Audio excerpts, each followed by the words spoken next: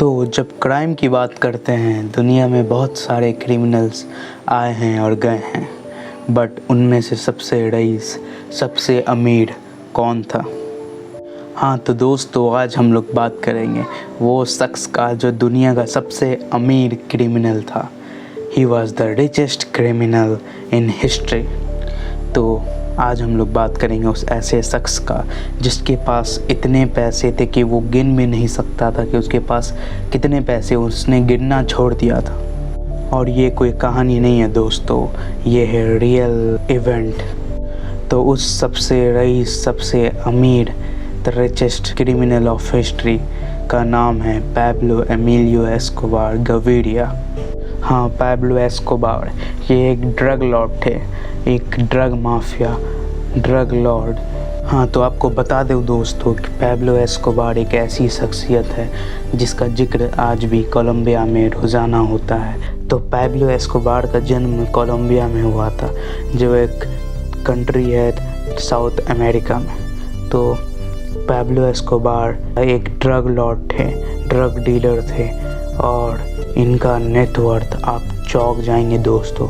इनका net worth 1980s के दशक में और 90s में करीब 30 बिलियन US डॉलर, जो आज के टाइम में 64 बिलियन US डॉलर है, जो आज के टाइम होता 48 लाख करोड़।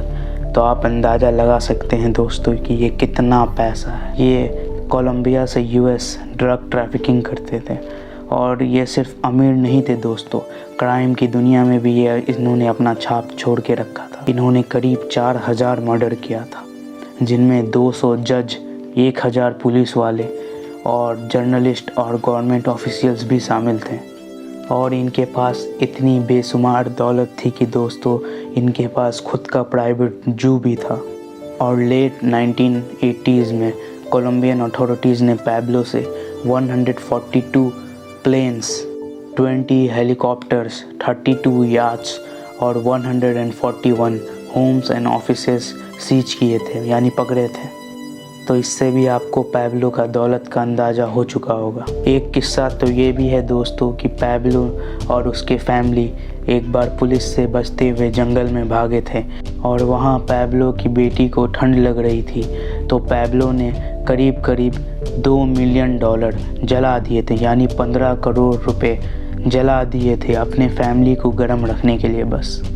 और क्या आप जानते हैं दोस्तों, पैब्लो एस्कोबार $2500 यानी 1,88,000 रुपये हर हफ्ते सिर्फ रबर बैंड पे खर्च करते थे, वो भी अपने नोट्स को रखने के लिए।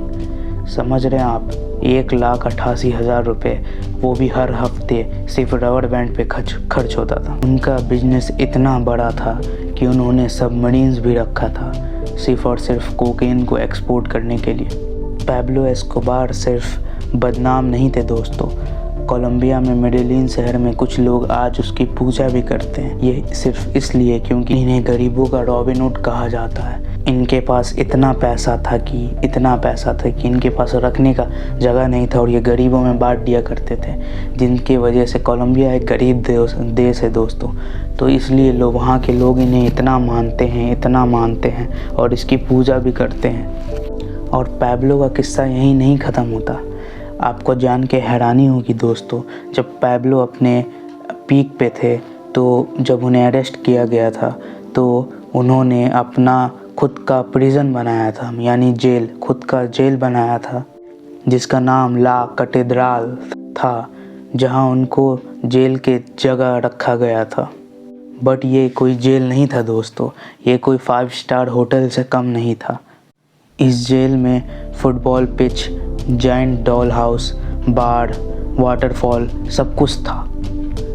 और एक बार तो कोलंबिया में एक लॉ आया था जिसका नाम था एक्स्ट्राडिशन, जिसमें होता ये था कि कोलंबिया में अगर कोई भी ड्रग ट्रैफिकर पकड़ाता है तो उसे US भेजा जाएगा जेल, कोलंबिया में नहीं भेजा जाएगा।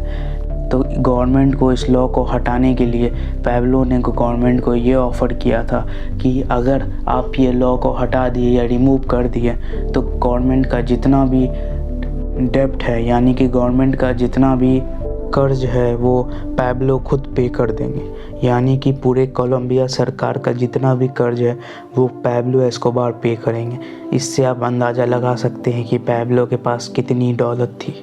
ये भी कहा जाता है दोस्तों कि पैब्लो एस्कोबार के पास इतना पैसा था कि वो ज़मीन में गाड़ दिया करते थे, क्योंकि उनके पास रखने का जगह नहीं था।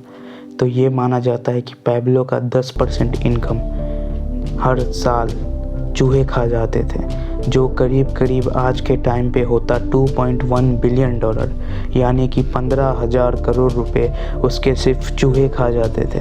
तो आप समझ रहे हो दोस्तों कि कितना ज़्यादा पैसा था उनके पास। और क्राइम की दुनिया में वो इतने बदनाम थे कि उन्होंने एक बार 1985 में जब सुप्रीम कोर्ट में, जो कोलंबिया के सुप्रीम कोर्ट है, वहाँ पे उनके खिलाफ़ कुछ सबूत रखा गया था, तो पैब्लो ने एक गोरिल्ला ग्रुप के साथ मिलकर पूरा सुप्रीम कोर्ट को सीज कर लिया था, जब उन्होंने 25 सुप्रीम कोर्ट के जज को मार दिया था और पूरा अपने खिलाफ़ जितने भी सबूत थे सारे मिटा दिए थे। तो इसलिए पैब्लो एस्कोबार सिर्फ सबसे रईस क्रिमिनल नहीं कहलाते, वो सबसे ज़्यादा खतरनाक क्रिमिनल भी कहलाते हैं और उसे इतिहास हमेशा याद रखेगी। और पैब्लो का डेथ एक इनकाउंटर में हुआ था। तो यही थी दोस्तों पैब्लो एस्कोबार की कहानी। आप कमेंट में बताएं कि आगे आपको किस टॉपिक में वीडियो चाहिए, और एडुफिकेशन को लाइक, कमेंट और सब्सक्राइब करना ना भूलें।